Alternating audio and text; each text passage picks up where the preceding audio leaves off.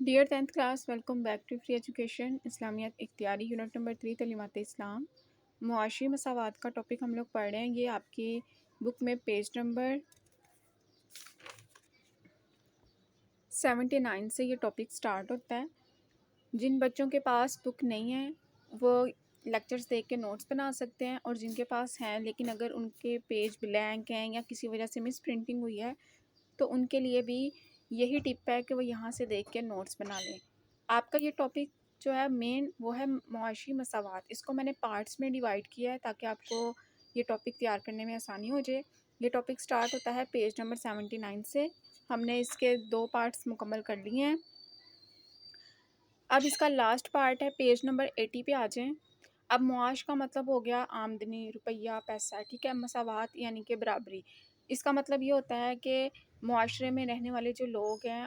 جو افراد ہیں، خاص طور پر وہ جو بے روزگار ہیں اور ضرورت مند ہیں، مستحق ہیں، ان کو جو ہے وہ برابری دی جائے، ان کو جو ہے ان کے مال کا، ان کی یعنی ضرورت کا خیال رکھا جائے، اور ان کو اگر آپ نے کسی سے کوئی کام لیا ہے تو اس کو اس کے کام کے مطابق جو ہے وہ پے کیا جائے۔ معاشی مساوات کا مطلب ہے کہ امیر و غریب سب کے ساتھ انصاف ہو اور ہر ایک کو روزگار، تعلیم اور اپنی ضروریات پوری کرنے کا موقع ملے۔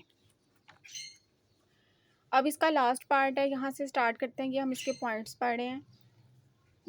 پوائنٹ نمبر 7 سے، اب اللہ تعالیٰ نے قرآن پاک میں سورۃ بقرہ میں فرمایا ہے اقیموا الصلاۃ وآتوا الزکوٰۃ۔ سورۃ بقرہ کی آیت نمبر 43 ہے۔ میں نے آپ کو کل بھی بتایا تھا کہ سورۃ بقرہ کے جیسے قرآن پاک کی جس سورت کے آگے اس طرح ہندسے لکھے ہیں اس کو آپ نے سمجھنا ہے۔ اب دیکھیں، اس کے سامنے صرف 43 لکھا ہے، تو اس کا مطلب یہ نہیں ہے کہ سورۃ بقرہ جو ہے وہ قرآن پاک میں 43 نمبر پہ ہے، بلکہ اس کا مطلب ہے کہ سورۃ بقرہ کی 43 آیت ہے یہ، اور سورۃ بقرہ قرآن پاک کی سب سے بڑی سورت ہے، اور یہ پہلے پارے کے اندر آتی ہے۔ یہ 250 پاروں پر مشتمل ہے، اور یہ قرآن پاک میں دوسرے نمبر پہ آتی ہے۔ سورۃ فاتحہ کے بعد سورۃ بقرہ شروع ہوتی ہے۔ ارشاد باری تعالیٰ اقیموا الصلاۃ وآتوا الزکوٰۃ، اور نماز قائم کرو اور زکوٰۃ ادا کرو، اس پر شاہد ہے، یعنی کہ اللہ تعالیٰ نے قرآن پاک میں اس چیز کا حکم دیا ہے زکوٰۃ دینے کا۔ اب زکوٰۃ کن لوگوں پہ فرض ہوتی ہے، زکوٰۃ کن پہ واجب ہے، یعنی وہ لوگ جن کے پاس وافر مقدار میں مال موجود ہو، یعنی ان کی ضرورتیں بھی پوری ہو رہی ہیں، سارا کچھ دیکھ کے اپنے سراؤنڈنگز کو بھی کور کرتے ہوئے، اس کے علاوہ ان کے پاس جو بجٹ بچ جاتا ہے، یعنی ان کے بجٹ سے ایکسٹرا انکم ان کے پاس ہوتی ہے، اور وہ انکم جو ان کو لگتا ہے کہ اب بالکل ایکسٹرا ہے، ہمارے ضرورتوں کو بھی جو ہے وہ سے ہٹ کر ہے، یعنی کہ ضرورتیں بھی ہماری پوری ہو گئی، ارد گواہ یعنی جو ان کے سراؤنڈنگز ہیں ادھر بھی اگر کہیں پہ ضرورت ہے وہ بھی پوری ہوگی، تو اس کے علاوہ جو بچ گئے نا، تو ان لوگوں پہ زکوٰۃ واجب ہو جاتی ہے کہ پھر وہ اپنے اس مال کو اللہ کی راہ میں دے دیں۔ اور اللہ کی راہ میں دینے کا مطلب یہ ہوتا ہے کہ غریبوں کو، یتیموں، مسکینوں کو جو ہے ان میں بانٹ دیا جائے۔ وہ اشیاء جن سے مفاد عامہ وابستہ ہو۔ اب مفاد عام کا مطلب ہوتا ہے عوام کا فائدہ، یہاں پہ عامہ کہتے ہیں عوام کو، لوگوں کو۔ کسی فرد واحد کی ملکیت نہیں بلکہ حکومت کی ملکیت ہوتی ہے۔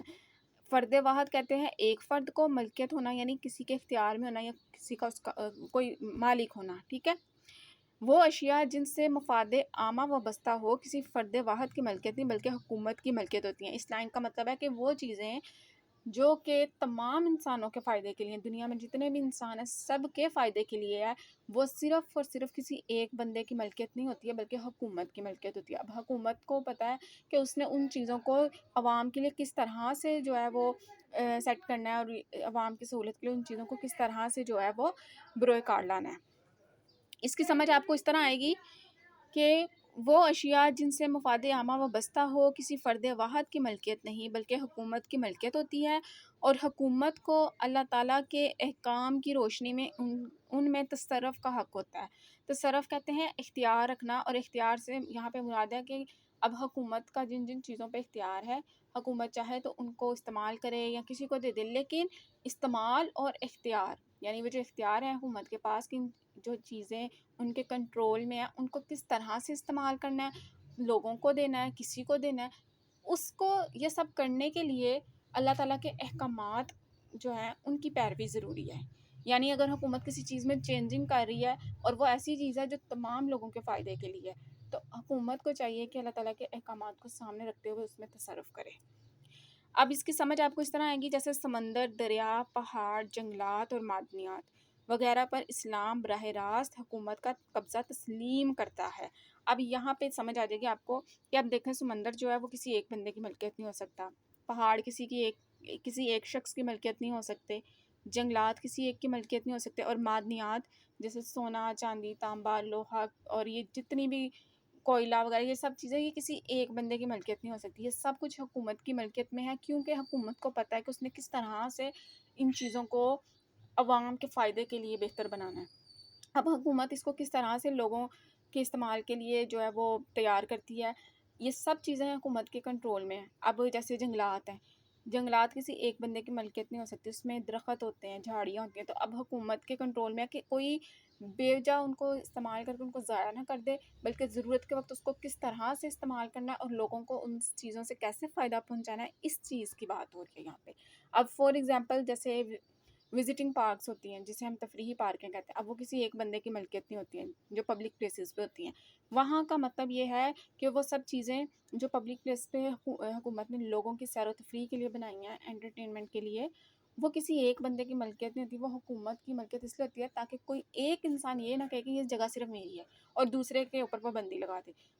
اور نہ ہی حکومت کو یہ اختیار ہے کہ وہ اگر اس کے کنٹرول میں سارا کچھ ہے تو وہ صرف اپنے ہی جو ہے وہ بچوں کو یا اپنی فیملی کو جو ہے اپنے ہی سیاست کے جو لوگ ہیں ان کو وہ چیزیں استعمال کرنے کی اجازت دے، اور باقی عام جو ہے پبلک ہے، عوام یا عام لوگ ہیں ان کو کہے کہ نہیں آپ نے نہیں استعمال کرنا، ایسا نہیں ہے۔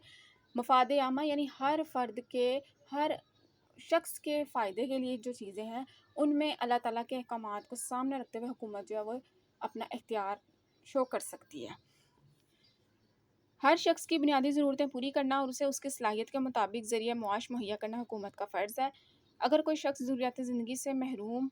ہو کر وقت گزارتا ہے تو اس کے بارے میں اہل محلہ اور حکومت کے ارکان اللہ تعالیٰ کے ہاں جواب دہ ہوں گے۔ آپ خاتم النبیین صلی اللہ علیہ وآلہ وسلم کا فرمان ہے، جس بستی میں کسی شخص نے اس حالت میں صبح کی کہ وہ رات بھر بھوکا رہا، اس بستی والوں سے اللہ تعالیٰ کی حفاظت کا ذمہ ختم ہو جاتا ہے۔ اسلام دولت جمع کرنے کے مقابلے میں اچھے کاموں پر دولت خرچ کرنے کو پسند کرتا ہے اور ارتکاز دولت کی جگہ دولت کی تقسیم پر زور دیتا ہے۔ ارتکاز کا مطلب ہو گیا جمع کرنا، تو ارتکاز دولت یعنی دولت کو جمع کرنے سے زیادہ اسلام جو ہے وہ پسند کرتا ہے کہ دولت کی تقسیم کی جائے، اس کو بانٹا جائے۔ انفاق فی سبیل اللہ، اب یہ جو انفاق ہے اس کا مطلب ہوتا ہے مال خرچ کرنا، تو فی سبیل اللہ کی ٹرم بتاتی ہے کہ اللہ کی رضا کے لیے مال خرچ کرنا، یعنی اللہ کی راہ میں دینا، اور آپ وہ جو مال آپ اللہ کی راہ میں دے رہے ہو یعنی غریبوں کو، یتیموں کو، اس کے پیچھے محض اللہ کی رضا مندی اور خوشنودی حاصل ہو۔ انفاق سبیل اللہ یعنی کہ اللہ کی رضا کے لیے مال خرچ کرنا قرآن پاک کا ایک مستقل عنوان ہے۔ مال پر زکوٰۃ کی ادائیگی تو فرض ہے، اس کے علاوہ ضرورت سے زیادہ مال اللہ کی راہ میں خرچ کر دینا بہت بڑی نیکی ہے۔ ارشاد باری تعالیٰ سورۃ بقرہ، قرآن پاک میں سورۃ بقرہ دوسرے نمبر پہ ہے اور 219 اس کی آیت ہے۔ وَيَسْأَلُونَكَ مَاذَا يُنْفِقُونَ قُلِ الْعَفْوَ، اور وہ آپ خاتم النبیین صلی اللہ علیہ وآلہ وسلم سے سوال کرتے ہیں کیا خرچ کریں، آپ فرما دیجئے جو بھی ضرورت سے زیادہ ہو۔ اگر انسان اللہ کے اس فرمان پر عمل کرے تو دنیا میں کوئی شخص بنیادی ضرورتوں سے محروم نہ ہو اور اونچ نیچ ختم ہو جائے۔ الغرض اسلام اپنے معاشی نظام کی بنیاد ان حقائق پر رکھتا ہے جن کی موجودگی میں کوئی شخص معاشی ناانصافی کا شکار نہیں ہوتا۔ یوں اسلام ہر قسم کے سماجی انصاف کی ضمانت دیتا ہے۔ یہاں پہ یہ ایک میں آپ کو بتا دوں کہ معاشی مساوات میں یہ جو پوائنٹس آپ نے پڑھے ہیں پوائنٹ نمبر 1 سے، یہ آپ کو لانگ میں بھی آ سکتے ہیں اور شارٹ میں بھی آ سکتے ہیں، اور اسی کے ساتھ جو ہمارا ٹاپک تھا مکمل مین ٹاپک سماجی انصاف وہ آج مکمل ہو گیا ہے۔